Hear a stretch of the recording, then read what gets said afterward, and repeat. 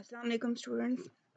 SDLC system development life cycle हमने पढ़ा था, जिसमें फ़र्स्ट फेज़ हमने पढ़ ली थी, जो कि हमारे पास प्रिलिमिनरी इन्वेस्टिगेशन थी, जिसमें हमने पढ़ा था कि हम अपने नए बनाने वाले सिस्टम की सारी डिटेल को स्टडी करते हैं कि पहला सिस्टम कैसे काम कर रहा है, उसमें क्या प्रॉब्लम्स हैं, नया सिस्टम कैसे बनाएंगे, उसको कब, कहाँ, कितने लोग यूज़ कर सकते हैं, सॉल्यूशंस उस कितने वेज़ में हम उसे बना सकते हैं, टाइम और कॉस्ट, सारे ये फंक्शंस, फीचर्स हमने डिफ़ाइन किए थे। आज हमने सेकंड फ़ेज़ पढ़नी है SDLC की, which is system analysis.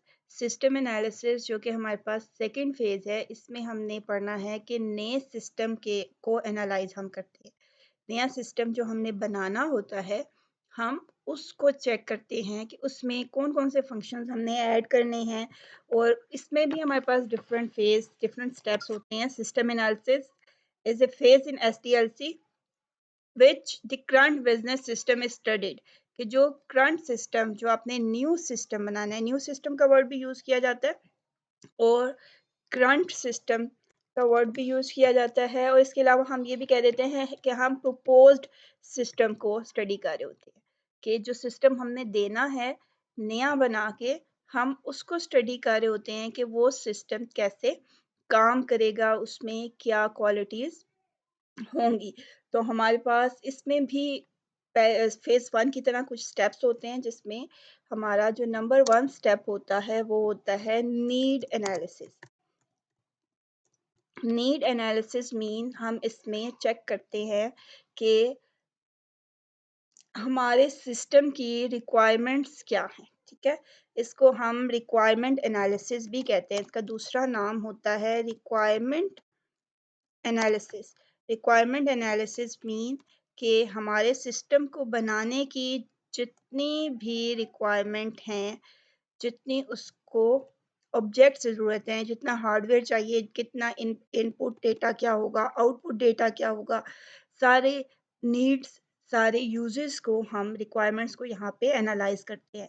It consist of all requirements of the system from user and managers, कि जिन यूजर्स ने उसे यूज करना है, उनकी क्या ज़रूरियात हैं, कैसे ये सिस्टम उनके लिए हेल्पफुल होगा, और जो मैनेजर्स हैं, जो कंपनी के ऑर्गेनाइजर्स हैं, जिन्होंने ये सिस्टम हमें बनाने को कहा है, उनकी क्या रिक्वायरमेंट्स हैं, वो क्या हमसे डिमांड कर रहे हैं जो हमने सिस्टम के अंदर इम्प्लीमेंट करनी है। तो इसमें वो सारी रिक्वायरमेंट्स हम एनालाइज करते हैं, ताकि हमारा सिस्टम उन रिक्वायरमेंट्स को फुलफिल कर सके। ये भी एक इम्पॉर्टेंट स्टेप है, क्योंकि जब हमें पता होगा कि यूज़र को क्या रिक्वायर्ड है, यूज़र को क्या चीज़ हमने प्रोवाइड करनी है, उसकी ज़रूरत क्या है, सिस्टम ने कैसे उसके लिए हेल्पफुल होना है, तो तभी हम एक अच्छा सिस्टम बना सकते हैं। जब हमें रिक्वायरमेंट्स पता चल जाती हैं, तो सेकंड फेज़ में हम परफॉर्म करते हैं अपना data gathering. Okay, data gathering perform की जाती है, और डेटा गैदरिंग मीन कि हम अपने सिस्टम के लिए रिक्वायरमेंट्स हमने पता कर ली, अब हमें डेटा गैदर करना है कि हमने सॉरी, कि कैसे डेटा को मैनेज करना है, कौन सा डेटा स्टोर होगा, उस सिस्टम से रिलेटेड सारी इंफॉर्मेशन, सारा डेटा जो कि लोग वहाँ पे काम कर रहे हैं, उनके पास जो इंफॉर्मेशन है, वो डेटा हम गैदर करते हैं। इस मीन कि हम क्या करते हैं, इसमें हम इसमें कलेक्शन करते हैं, कलेक्शन ऑफ डेटा, या हम इसको ये कह देते हैं डेटा और इंफॉर्मेशन अबाउट सिस्टम। सिस्टम को जितना डेटा चाहिए, और ये क्या किया जाता है, जो हमें अगर कॉलेज के लिए एक सिस्टम बनाना है, तो हम जाके वहाँ के टीचर से, वहाँ के स्टूडेंट से, वहाँ के क्लरिकल स्टाफ से पूछेंगे कि उन्हें किस तरह का डेटा चाहिए, उन्होंने किस तरह अपने डेटा को सेव करना है, उन्होंने डेटाबेस में या कंप्यूटर में कौन-सी कौन से टास्क हैं जो वो चाहते हैं कि कंप्यूटर उनके लिए परफ़ॉर्म कर ले, जो सिस्टम हम बना रहे हैं, उसको कैसे वो यूज़ करना चाहेंगे। तो हम इन्फॉर्मेशन कलेक्ट करते हैं, डेटा कलेक्ट करते हैं अबाउट सिस्टम, और इसको हम कहते हैं कि ये डेटा गैदरिंग है।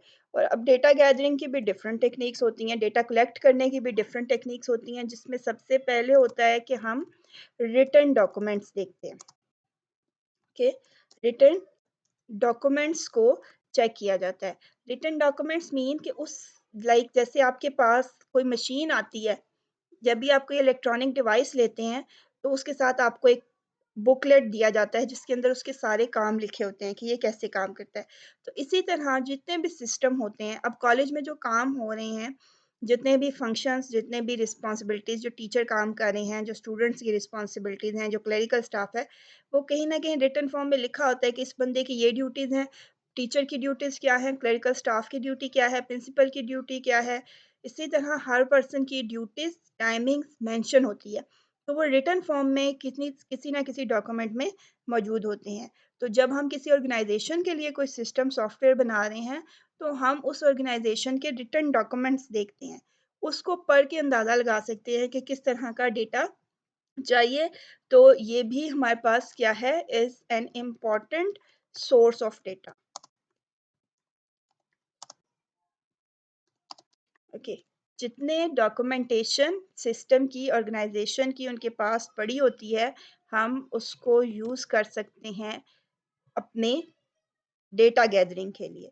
हम कह सकते हैं कि ये क्या हैं, ऑफ़िशियल डॉक्यूमेंट्स हैं, या हम ये कह सकते हैं कि ये हमारे पास reports,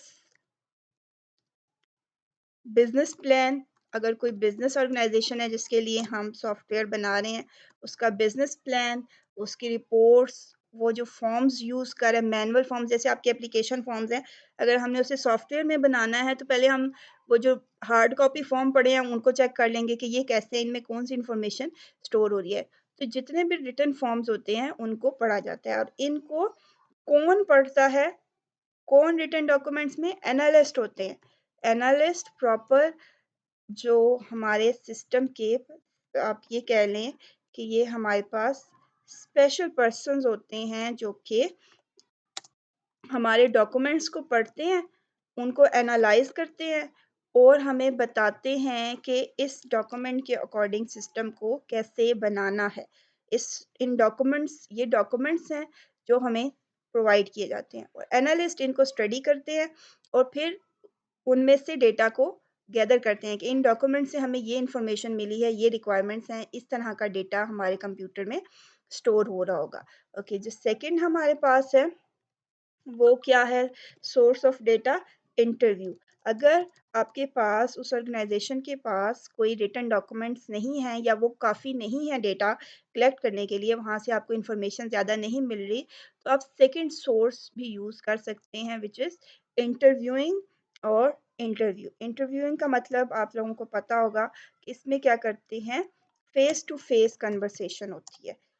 face to face conversation होती है उन पर्सन्स के साथ जो कि उस सिस्टम के अंदर काम करें। अब किसी पर्सन ने अगर कॉलेज का डेटा बनाना है, एक सिस्टम बनाना है, सॉफ्टवेयर बनाना है, तो वो क्या करेगा, कॉलेज में आके स्टूडेंट्स के साथ, टीचर्स के साथ, क्लरिकल स्टाफ के साथ, या प्रिंसिपल के साथ इंटरव्यू करेगा, उससे क्वेश्चन पूछेगा, आंसर लेगा, और जिससे उसे पता चलेगा कि कैसे हमारे पास डेटा कलेक्ट होना है, या कैसे हमने सिस्टम को बनाना है। सो इंटरव्यू क्या है, get information from managers and users by discussing problems. इसमें कोई रिटन फॉर्म में आप इन्फॉर्मेशन नहीं ले रहे होते, आप डायरेक्टली जो पर्सन्स हैं उनसे क्वेश्चन करते हैं और उनको उनके आंसर्स नोट करते जाते हैं। जब वो क्वेश्चन आंसर्स नोट हो जाते हैं आपके पास, तो आप उस उन पॉइंट से, उन आंसर से अपने सिस्टम की रिक्वायरमेंट्स को गैस करते हैं। इससे हम कह सकते हैं कि ये ओरल क्वेश्चन आंसर्स होते हैं। ओरल क्वेश्चन आंसर्स होते हैं जिनसे हमें सिस्टम के बारे में पता चलता है। इसके बाद जो थर्ड फॉर्म है हमारे पास, वो है क्वेश्चनेयर्स। क्वेश्चनेयर हमारे पास जैसे इंटरव्यू होता है जिसमें आप ओरल क्वेश्चन आंसर्स करते हैं, इसी तरह आपके पास रिटन क्वेश्चन आंसर्स जो होते हैं, रिटन फॉर्म में जब आप लोगों से क्वेश्चंस पूछते हैं, तो वो आपके पास एक क्वेश्चन आंसर सिस्टम बन जाता है।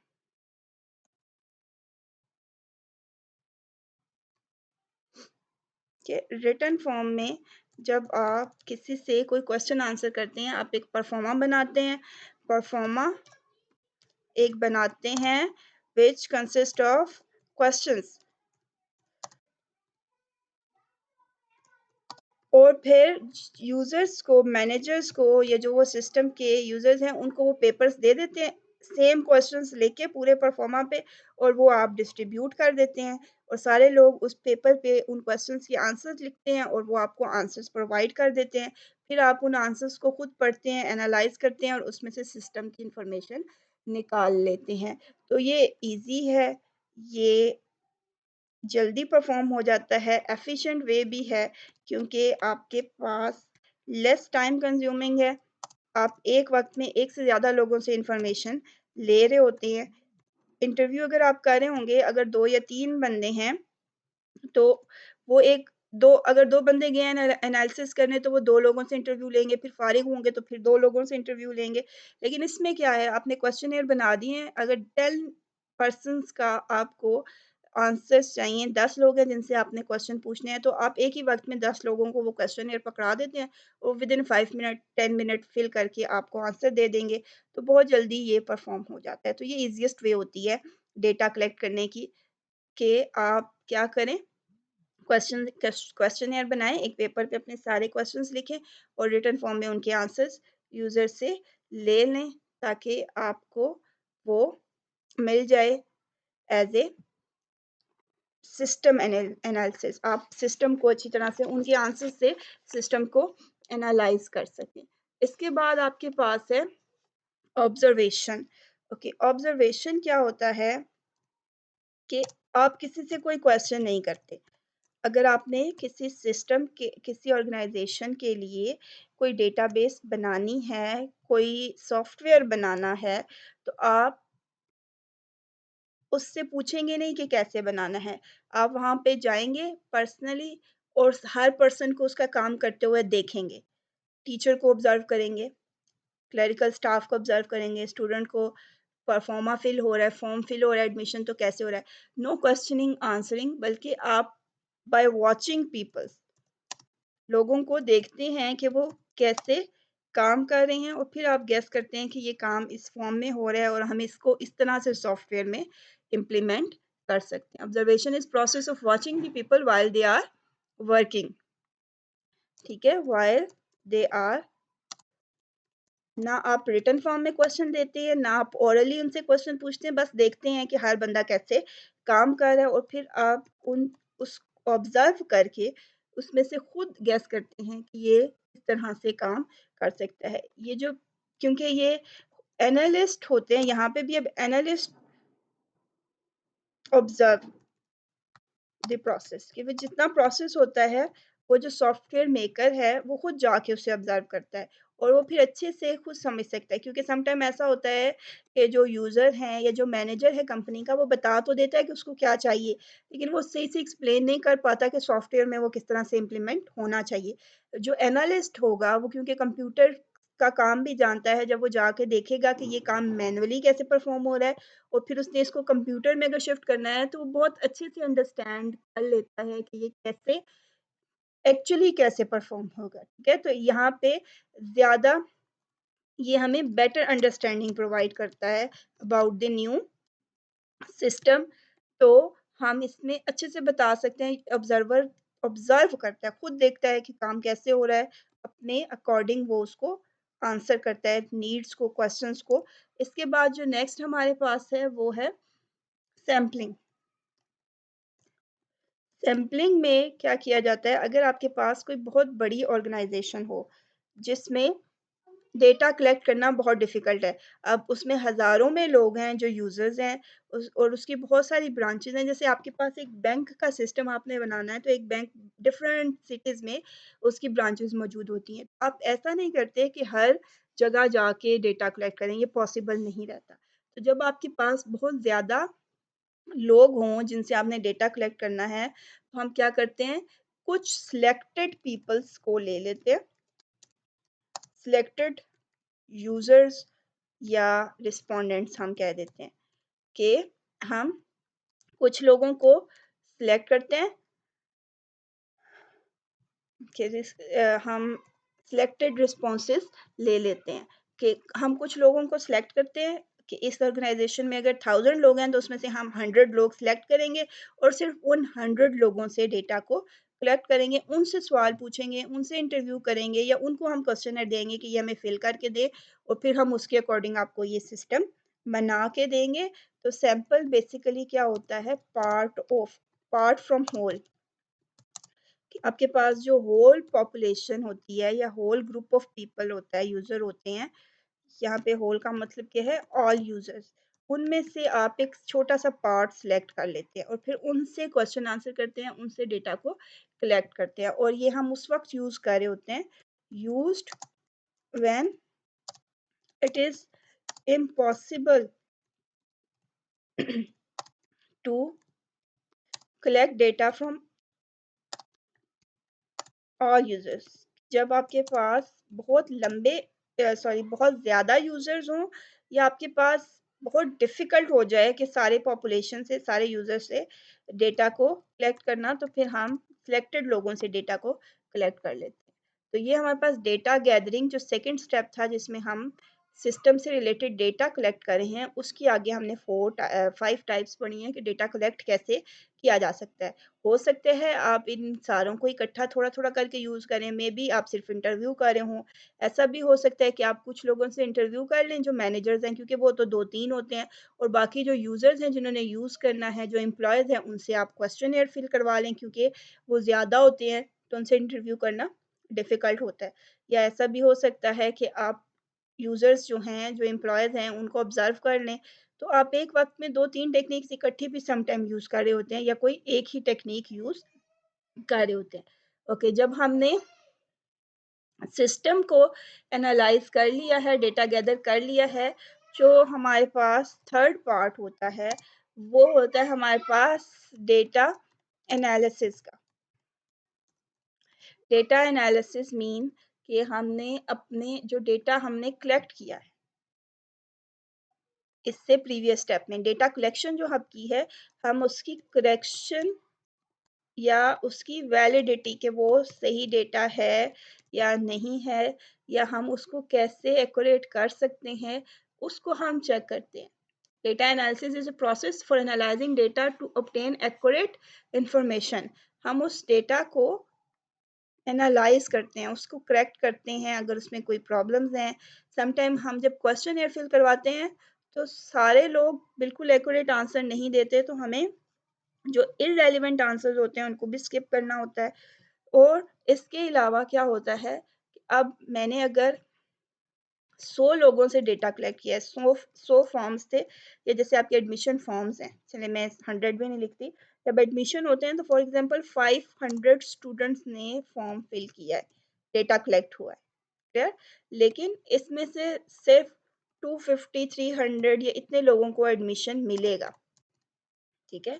तो हम क्या करते हैं, इस 500 फॉर्म्स में से सिलेक्ट करते हैं इंफॉर्मेशन, यूजफुल जो इंफॉर्मेशन है, जो एक्यूरेट इंफॉर्मेशन, हम उसी डेटा को एनालाइज करते हैं और उसको समराइज फॉर्म में कि ये हम यूज़ करेंगे, ये यूज़ नहीं होगी या उसका क्या मीनिंग बन रहा है। हम अपने पूरे डेटा से एक्यूरेट इंफॉर्मेशन एक्वायर करते हैं और इसके लिए अब डिफरेंट मेथड्स यूज़ होते हैं। डीएफडीज यूज़ होती हैं, डेटा फ्लो डायग्राम हम बनाते हैं, फ्लो चार्ट्स बनाते हैं। ये डिफरेंट टाइप्स ऑफ डायग्राम्स हैं जिनके थ्रू हम डिज़ाइन डेटा को एनालाइज करते हैं। और जो लास्ट स्टेप है हमारा वो है जो लास्ट स्टेप है हमारा वो है एनालिसिस रिपोर्ट। तो analysis report is same like,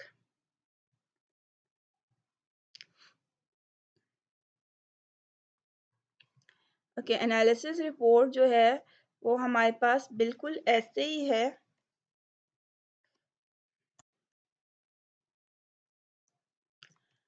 जैसे हमारे पास फिजिबिलिटी प्लान था, कि अब हमने इस स्टेप में जितना काम किया है सिस्टम एनालिसिस से रिलेटेड उसको हम written form of all findings, जितना काम हमने इस स्टेप में किया है, सिस्टम एनालिसिस में डेटा गैदर किया है, उसको एनालाइज किया है, उसमें से कोई हमने आउटपुट निकाली है, उन सारों को जब हम रिटन फॉर्म में लिख देंगे तो वो हमारे पास क्या हो जाएगा, एनालिसिस रिपोर्ट हो जाएगी। सो ये at the end of system analysis हम बनाते हैं, एंड ऑफ सिस्टम एनालिसिस ये जनरेट होती है और इसमें क्या होता है, रिटन फॉर्म में हम सारी चीज़ें दे सकते हैं। अब इसमें भी क्या चीज़ें ज़रूरी होनी चाहिए कि ये अब देखें इसमें कुछ स्टेप्स हैं कि इसमें नंबर 1 हमारे पास करंट सिस्टम की डिटेल्ड इंफॉर्मेशन होनी चाहिए। करंट सिस्टम मीन जो सिस्टम हम बनाने जा रहे हैं मस्ट बी एक्सप्लेन्ड। जो नया सिस्टम हम बनाने जा रहे हैं उसकी पूरी एक्सप्लेनेशन इसमें होनी चाहिए। सेकंड इसमें क्या है हमारे पास कि नेक्स्ट जो हमने प्रॉब्लम्स हैं जिनको हमने डील करना है, जो करंट सिस्टम में नहीं होनी चाहिए या आ सकती हैं। जब हमने डेटा गैदर किया है, डिफरेंट रिक्वायरमेंट्स हमने कलेक्ट की हैं, तो कौन-कौन सी प्रॉब्लम्स हैं जो हमारा सिस्टम फेस कर सकता है। ठीक है? प्रॉब्लम्स इन करंट सिस्टम, क्योंकि जब आप नया सिस्टम भी बनाते हैं तो वो 100% तो नहीं होता, क्योंकि जो भी चीज़ जो ह्यूमन डेवलप्ड ऑब्जेक्ट होती है उसमें कोई प्रॉब्लम्स आ सकती हैं। तो यहाँ पे ये भी बताता है कि इस सिस्टम में क्या प्रॉब्लम्स आ सकती हैं, जो या प्रॉब्लम्स मीन कि उसकी लिमिटेशंस हम बता देते हैं कि ये सिस्टम कब यूज़ हो सकता है, कब नहीं हो सकता है, कौन यूज़ कर सकता है, कौन नहीं कर सकता। इसके बाद क्या है कि जो रिक्वायरमेंट्स हमने गैदर की हैं वो सारी हम यहाँ पे लिखते हैं। रिक्वायरमेंट्स को भी क्लियरली मेंशन किया जाता है डॉक्यूमेंट के अंदर। ये तीनों चीज़ें इस रिपोर्ट में ज़रूर लिखी होनी चाहिए। तो यहाँ तक ये हमारी सेकंड फेज थी जो कि अबाउट सिस्टम एनालिसिस थी। ओके, आज भी हम एक ही क्वेश्चन अटेम्प्ट कर पाए हैं। थोड़ा सा लॉन्ग क्वेश्चन था ये, कल इंशाल्लाह हम थोड़ा ज़्यादा करने की कोशिश करेंगे। ओके, अल्लाह हाफिज़।